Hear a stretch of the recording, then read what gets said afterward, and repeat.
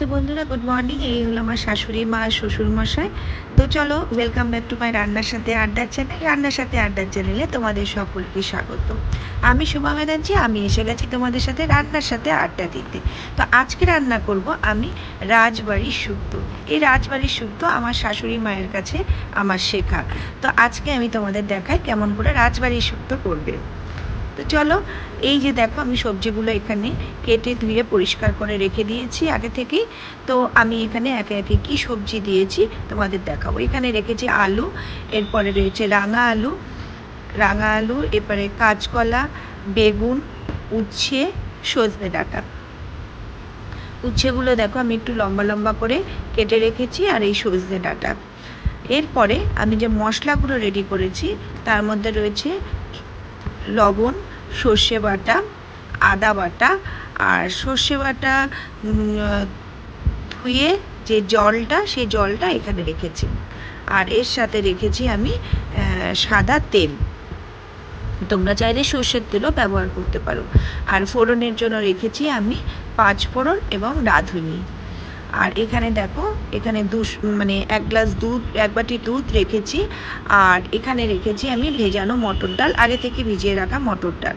এই মটর ডালটাকে আমি আগে পেস্ট করে তারপরে আমি বড়া বানাবো। তোমরা বড়ি দিয়েও রান্না করতে পারো, আমি মটর ডালের বড়া। তো দেখো, আমার পেস্ট হয়ে গেছে, মটর ডাল পেস্ট করা হয়ে গেছে।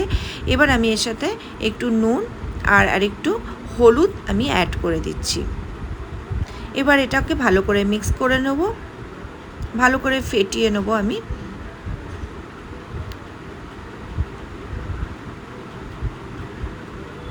ফেটানো হয়ে গেছে। এরপর আমি বড়াগুলো ভেজে নেব। তো চলো, কড়াই বসিয়ে দিলাম। কড়াইয়ের মধ্যে এবার একটু তেল দিয়ে দেবো।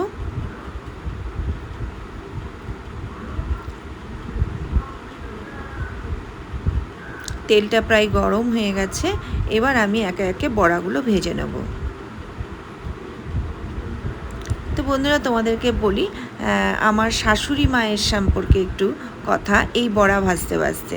তোমরা বড়া ভাজাটা দেখো। আর আমি আমার শাশুড়ি মা, কেননা যার হাতে এই রান্নাটা শিখেছি, তো তার সম্পর্কে কিছু বলে আজকে রান্নার সাথে আড্ডাটা তোমাদের সাথে আমি দেব। তো বন্ধুরা, আমার শাশুড়ি মা খুব মিষ্টি একজন মহিলা ছিল, যার থেকে অনেক কিছু আমার শেখার আছে, মানে শেখার ছিল বা শিখেছি।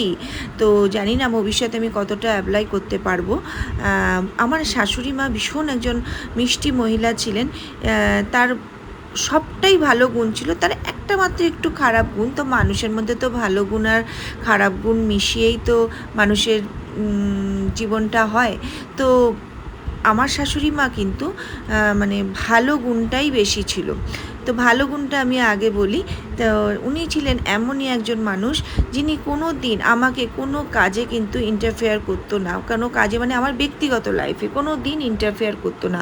কোনো দিন আমার হাজব্যান্ডের সাথে কোনো সমস্যাতে উনি সামনে আসতো না।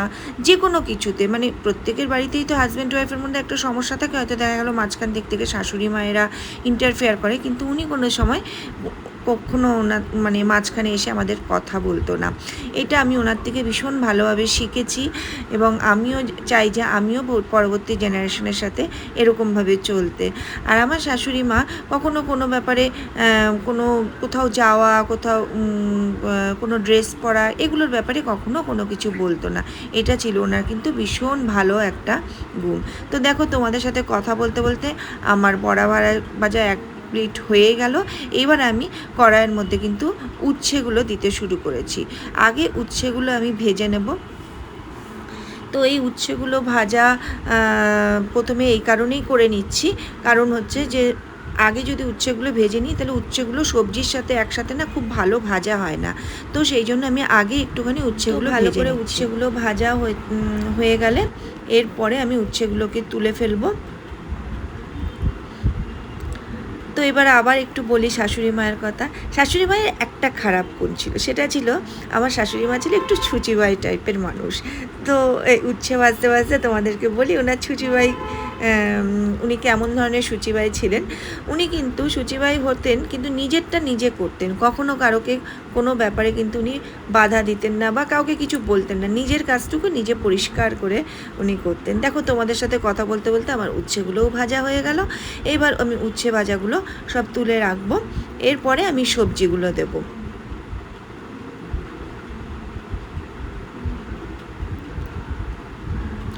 উচ্ছেগুলো বেশ লাল লাল করে ভাজা হয়ে গেছে, এরপরে আমি সবজিগুলো দেব আমি একে একে। বাকি তেলটাও আমি দিয়ে দিলাম।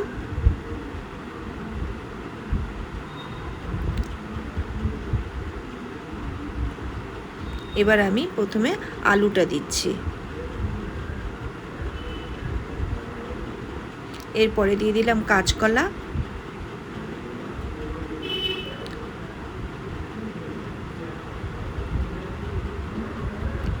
এরপরে দিয়ে দিলাম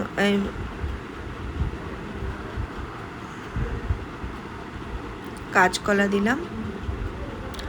আচ্ছা, আলুর পরে দিয়েছি আমি আগে রাঙা আলু, তারপরে দিলাম কাঁচকলা।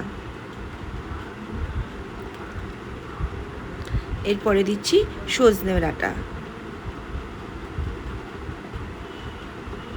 এবার সবজিগুলোকে ভালো করে ভেজে একটু ঢাকা দিয়ে দিলাম, একটু নেড়ে চেড়ে ঢাকা দিয়ে দিয়েছি। এবার দেখো ঢাকাটা তুলে দেখছি সবজিগুলো কিন্তু বেশ ভালো মজে গেছে।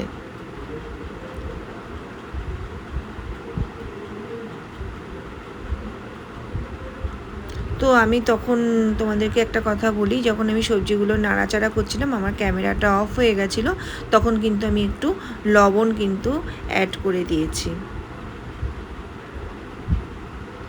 এবার একটু ঢাকা দিয়ে দিলাম, আবার ঢাকা তুলে দেখছি সবজিগুলো কিন্তু বেশ ভালো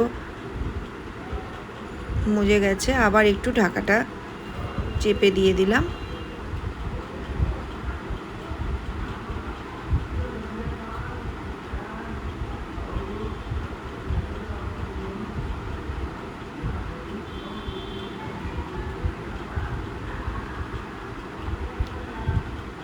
এরপরে আমি লাস্টে বেগুনটা দিচ্ছি। বেগুনটা প্রথমের দিকে দিইনি, কারণ বেগুন তো খুব তাড়াতাড়ি নরম হয়ে যায়, তো সেই কারণে বেগুনটা যাতে ঘেটে না যায় এই জন্য আমি বেগুনটা একদম শেষে বেগুনটা দিচ্ছি। এরপরে আমি এখানে একটু সর্ষে বাটা, যেটা পেস্ট করে রেখেছিলাম সেই সর্ষে বাটাটা দিয়ে দিচ্ছি।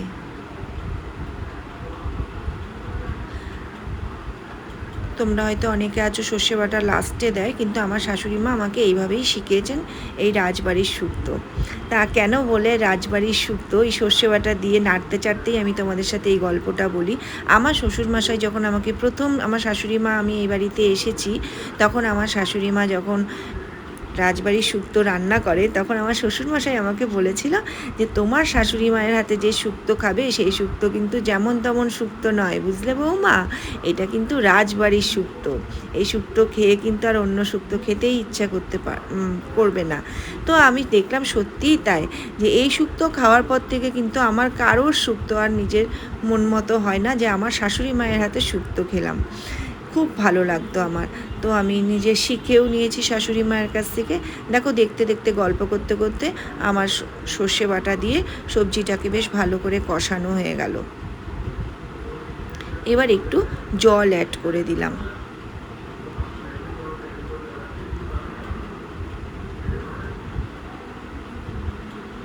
এবার জলের সাথে আমি যে দুধটা ছিল সেই দুধটা অ্যাড করে দিয়েছি। তোমরা এখানে কিন্তু পুরো দুধেও করতে পারো, আমি কিন্তু পুরো দুধে করি, কিন্তু তোমাদেরকে দেখানোর জন্য যে জলটাও অ্যাড করা যায় সেই জন্য আমি জলটা দিলাম।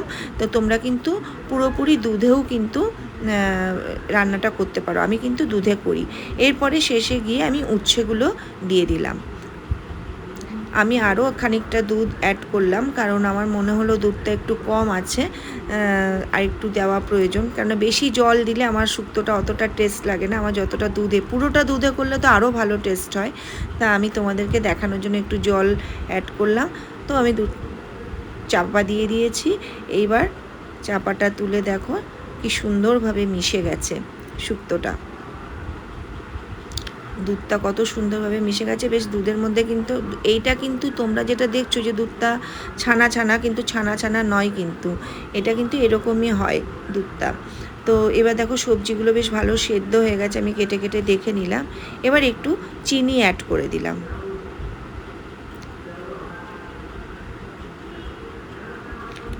যদিও শুক্তোটা কিন্তু একদম কে কতটা মিষ্টি খাবে সেটা কিন্তু নিজেদের পরিমাণ মতো চিনিটা অ্যাড করবে। আর এখানে এবার আমি আলাদা করে কড়া বসালাম, বসিয়ে এটা আমি আলাদা ফোড়নের জন্য ফোড়নটা দেবো এই কড়াতে। তো এখানে একটু কড়ার মধ্যে তেল দিয়ে দিলাম, দিয়ে এরপরে আমি এখানে 5 ফোড়ন আর রাঁধুনি এই দুটো একসাথে মিক্স করে দিয়ে দিচ্ছি ফোড়নে।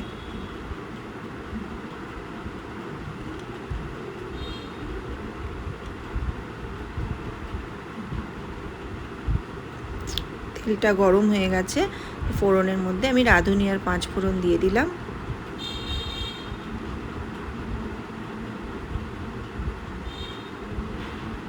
বেশ ভালো একটা ফ্লেভার বেরিয়েছে। এবার কড়ার মধ্যে আমি ফোড়নটা দিয়ে দিলাম, দিয়ে এইবারে আমি ভালো করে নেড়ে চেড়ে চাপা দিয়ে রাখবো।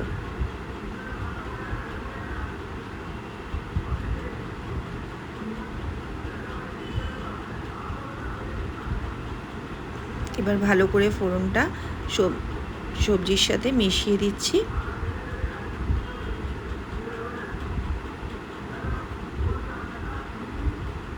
এবার আমি শেষে গিয়ে বড়াগুলো ওপর থেকে দিয়ে দিচ্ছি।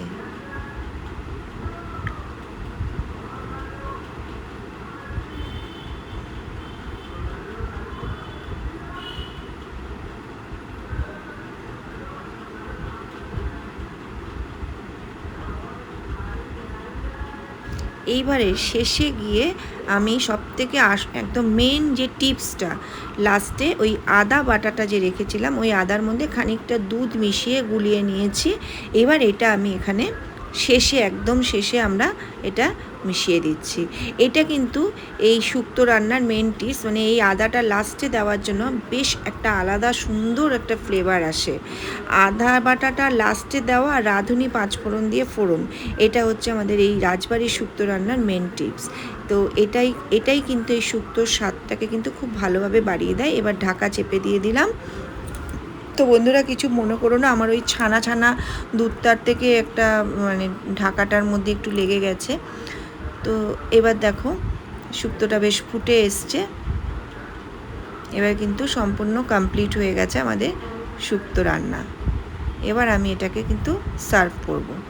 তো বন্ধুরা তোমরা বলবে আমাকে কেমন হলো আমার এই শুক্তো রান্না, তোমরাও করে দেখো, ভীষণ ভীষণ ভালো লাগবে। যেভাবে আমি দেখিয়েছি ওইভাবেই যদি তোমরা করো দেখবে খেয়ে খুব ভালো লাগবে। আর সত্যিই কিন্তু এটা একদম রাজবাড়ির শুক্তো। তো আজকের মতো আমার ভিডিও এই পর্যন্ত।